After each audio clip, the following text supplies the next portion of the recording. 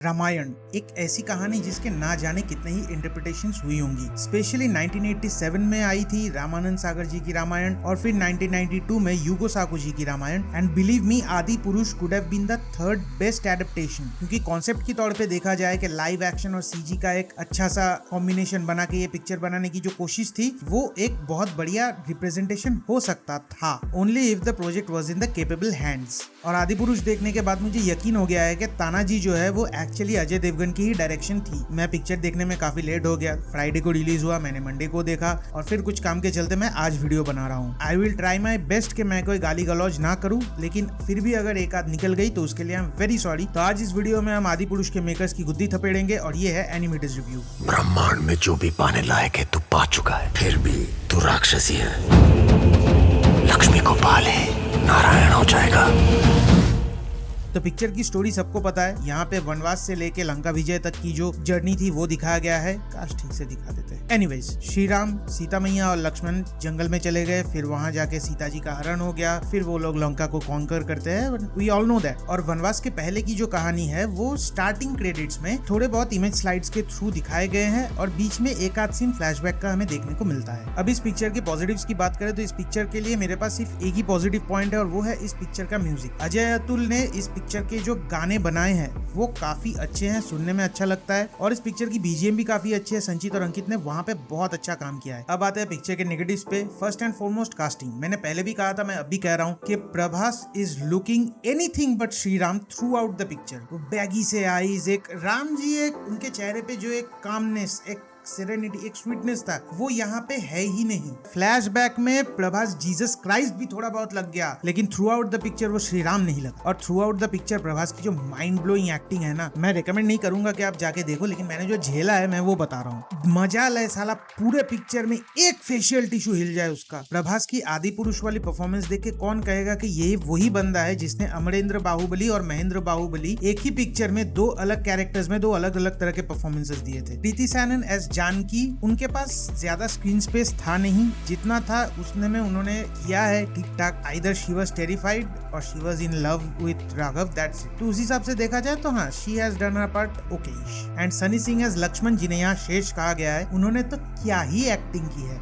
लक्ष्मण जी की एक यूएसपी थी कि उनमें बहुत ज्यादा गुस्सा था और इस लल्लू लाल को देखो, गुस्से का ग दिख रहा है आपको इसमें थ्रू आउट द पिक्चर। भैया भैया भैया लॉलीपॉप खाना है, ये नहीं है लक्ष्मण। इंद्रजीत या मेघनाथ, उनका कैरेक्टर प्ले किया है वत्सल सेठ ने, एक माइथोलॉजिकल वीर मेघनाथ जिन्होंने इंद्र को जीता था, इंद्रजीत कहते थे इसलिए। उनको एक यहाँ पे गोवा का ड्रग पेडलर जैसा लुकअप दिया है। पूरे शरीर में इधर टैटू, ये ब्रेड किए हुए बाल, मतलब ओए छपड़ियों के महाराज। जब इंद्रजीत का वो फुल बॉडी वाला एक शॉट दिखाया जाता है जहाँ पे वो प्रणाम कर रहे होते हैं, तो वहाँ पे उसका वो जो पोर्ट्रेयल है वो देख के मुझे जॉनी लीवर वाला डायलॉग याद आ गया। ये पूरी बॉडी बनाई हुई है, छह पैक, ऊपर से दो मांग, इधर लिखा हुआ है, इधर लिखा हुआ है, इधर लिखा हुआ है, इधर लिखा हुआ है, हर जगह लिखा हुआ है। अबे आदमी है कि notice board. And how Vibhishan is portrait. Vibhishan तो बस अभी ऑफिस सिस्टम में लॉगिन करके माइक्रोसॉफ्ट टीम्स में मीटिंग ज्वाइन करने ही वाला है। एकदम परफेक्टली यहाँ से छटे हुए बाल, परफेक्टली ट्रिम्ड दाढ़ी,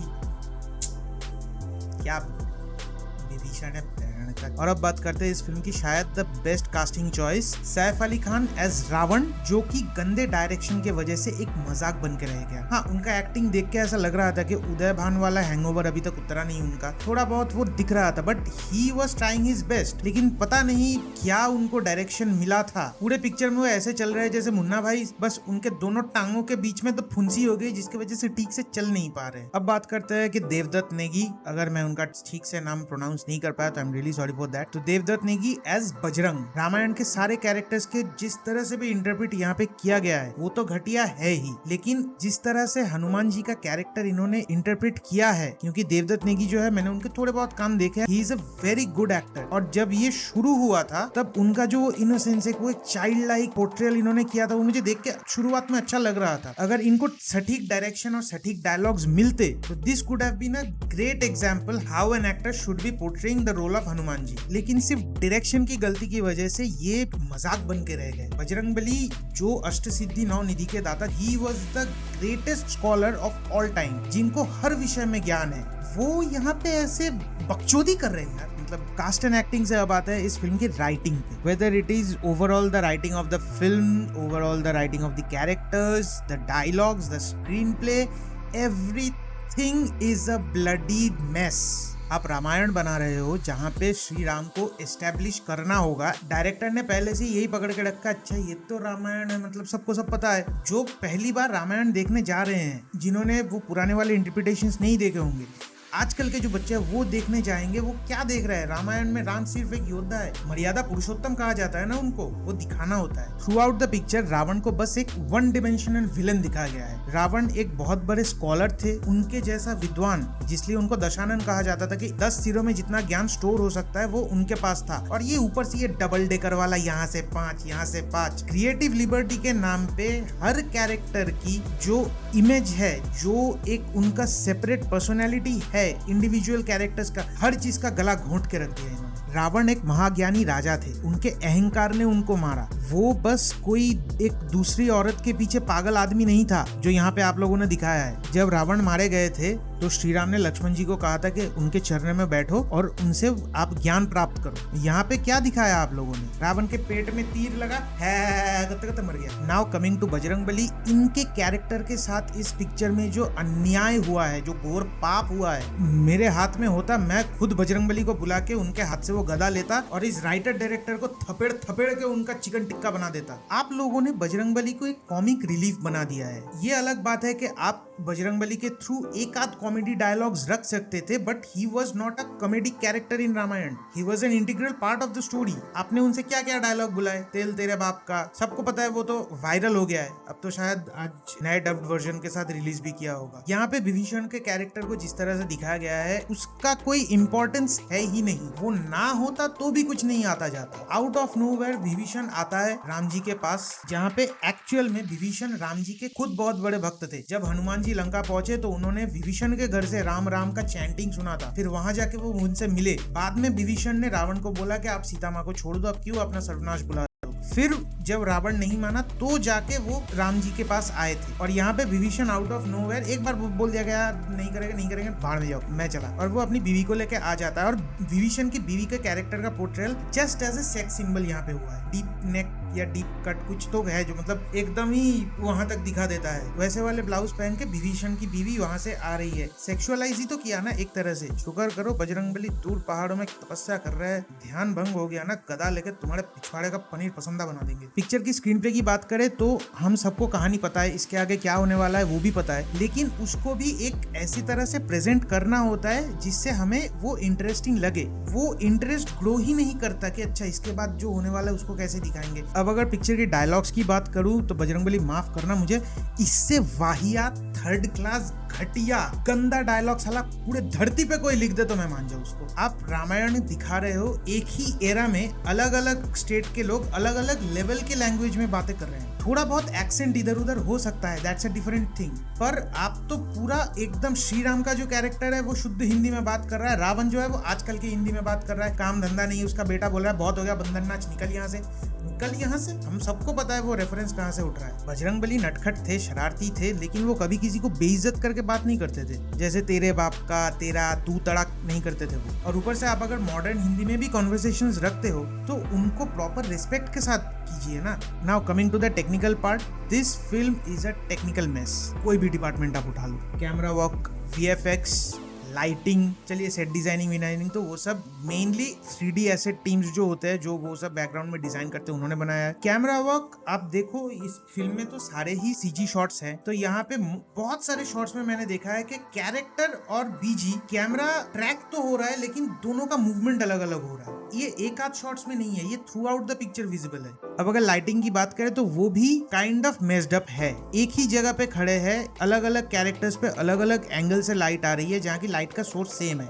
ये एक आध शॉट्स में नहीं है, ये बहुत सारे शॉट्स में है। Now coming to the direction of this film, Om Raut, आप मुझे बताइए वो कौन सा नशा है जो करने के बाद इतनी बार बनी एक महाकाव्य को फिर से बनाते वक्त इतनी गंदी तरह से आप रायता फैलाएंगे। और मनोज मुंतशिर साहब, आप वो कौन से उच्च कोटि के नशे में विलीन थे कि इतने सारे बने बनाए रेफरेंसेस आपके पास होने के बाद भी इतना घटिया फिल्म आपने लिख दिया। मतलब घटियापने के लिए अगर ऑस्कर होता ना तो इस साल का आपको मिलता। ओम राउत का जो विजन था, अगर वो ओम राउत का था तो, अगर जो वो विजन था वो एप्रिशिएबल था, क्योंकि half CG half live action इसको ब्लेंड करके एक अच्छा सा प्रोडक्ट डिलीवर करना विच इज एक्चुअली अटेम्प्ट है जिसको अप्रिशिएट करना चाहिए। लेकिन वो एग्जीक्यूट करने के लिए आपको VFX एंड CG का एक ब्रीफ नॉलेज होना चाहिए। आप कुछ अच्छे खासे लोगों को पैसे देके हायर कर दोगे, वो बाकी करेंगे, वो ऐसा नहीं होता। आपका आंख वहां होना चाहिए कि हाँ this is looking good and this is looking bad and the product you have delivered. And अगर आप इसको देख के ये बोल रहे हो कि ये अच्छा बना है तो आप अपनी आंखें दान कर दो sir.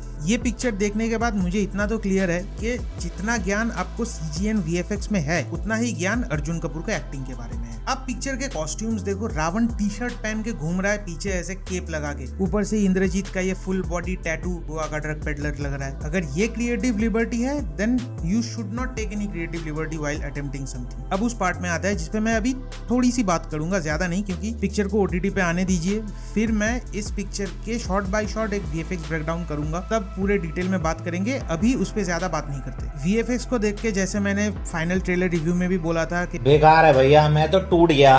Jerky animation, very bad compositing, poor and continuation, less lighting. कोई भी डिपार्टमेंट उठा लो सर वो पूरा मेस्ड अप है। आपने कैरेक्टर्स बनाए हैं, वाली, सुग्रीव, इनके कैरेक्टर्स, ये इंपॉर्टेंट कैरेक्टर्स है, अंगद, ये सब इंपॉर्टेंट कैरेक्टर्स है। इनको आपने ठीक तरह से मॉडलिंग के बाद इसको रीक करना होता है प्रॉपर्ली, इसके एक्सप्रेशन एंड ब्लेंडशिप्स बनाने होते हैं। आपने क्या बनाया है? ये एक 600 करोड़ की पिक्चर है या वो जो हर दिन शाम को टीवी पे चलता है वो सीरीज है? कुछ भी कर दो, एक ही एपिसोड में दिखेंगे, पब्लिक भूल जाएगी। ग्राउंड पे कैरेक्टर्स खड़े हैं, आप ध्यान से देखो, यहाँ पे ये जो शेडो आ रहा है, ऑक्लूशन आ रहा है, ये सब through out the picture missing है। एक आध शॉट में होता कि ठीक है जल्दबाजी में निकल गया, थ्रू आउट द पिक्चर ये पूरा मिसिंग है। जब भी कोई लाइव एक्शन कैरेक्टर कोई CG कैरेक्टर के साथ इंटरेक्ट कर रहा होता है ना, वो इंटरेक्शन पॉइंट मोस्टली तो चीटिंग करके छुपा दिया गया है। अगर दिख भी रहा है कहीं पे, वो इतना गंदा दिखता है, इतना गंदा दिखता है ना, इन्होंने मतलब किलो हगा है बस। VFX के ग्लेयरिंग एरर्स को छुपाने के लिए इन लोगों ने पूरे पिक्चर को डार्क तो कर दिया, लेकिन ये बहन के टके ये भूल गए कि जब ये युद्ध होते थे तब सूर्यास्त के बाद युद्ध नहीं होता था। सूर्योदय से सूर्यास्त तक युद्ध होगा। सूर्यास्त के वक्त अगर शत्रु के गर्दन के पास भी तलवार है, वही के वही रुक जाएंगे, फिर अगले दिन जो होगा। एक्चुअली ये पूरा फिल्म गलत है। मैं फैक्ट्स पे अलग वीडियो बनाऊंगा, क्योंकि इस पे बात करने के ये वीडियो बहुत लंबा हो जाएगा। ऑलरेडी ये काफी वीडियो लंबा हो चुका है। तो इन अ नटशेल मैं बस यही कहूंगा कि Adipurush is a mess that you should avoid. Picture OTT पे आने दीजिए, तब आपका जो सबसे बिजी डे होगा, जिस दिन आपको टीवी की तरफ देखने का भी टाइम नहीं मिलेगा, उस दिन ये पिक्चर देख लेना आप। जैसे रामानंद सागर की रामायण या फिर युगो साको की Ramayan the legend of prince Ram, इनको युगो तक एक मिसाल की तरह देखा जाता है कि हाउ रामायण शुड बी। इस पिक्चर को युगों तक याद किया जाएगा कि how a Ramayan should not be. अगर ये पिक्चर एक्टिंग से, राइटिंग से, स्क्रीन प्ले से, लोगों के राइट इमोशंस को अगर ये लोग छू लेते ना, तो VFX को शायद लोग लुकआउट कर जाते कि हाँ ठीक है उन्होंने अटेम्प्ट किया है, दैट्स इट। लेकिन राइटिंग में बेसिक में ही ये फॉल्टर कर जाता है, जिसके वजह से पिक्चर गंदा तो लगता ही है, ऊपर से इन्होंने इतना घटिया बनाया है कि वो और ज्यादा गंदा लगता है। सो ऑन दैट नोट हम ये वीडियो यहीं पे रैप अप करेंगे। मैं आदिपुरुष में रामायण से क्या क्या चेंज किया गया है फैक्ट्स के तौर पे, उन पे एक अलग वीडियो बनाऊंगा। थोड़ा सा टाइम दे दीजिए, यहाँ पे मैं पर्सनल काम में थोड़ा ज्यादा ही फंसा हुआ हूँ। अब तब तक के लिए वेट कर जाइए प्लीज। अगर ये वीडियो पसंद आया तो लाइक कीजिए, अपने फ्रेंड्स एंड फैमिली के साथ ये वीडियो शेयर कीजिए। अगर आपने पिक्चर देख लिया तो आपको कैसा लगा वो मुझे कमेंट्स में बताइए। मैं अपनी वीडियोस को और कैसे इंप्रूव कर सकता हूँ आप मुझे वो भी कमेंट्स में बता सकते हो। And please please please subscribe to the channel. Thank you, bye bye.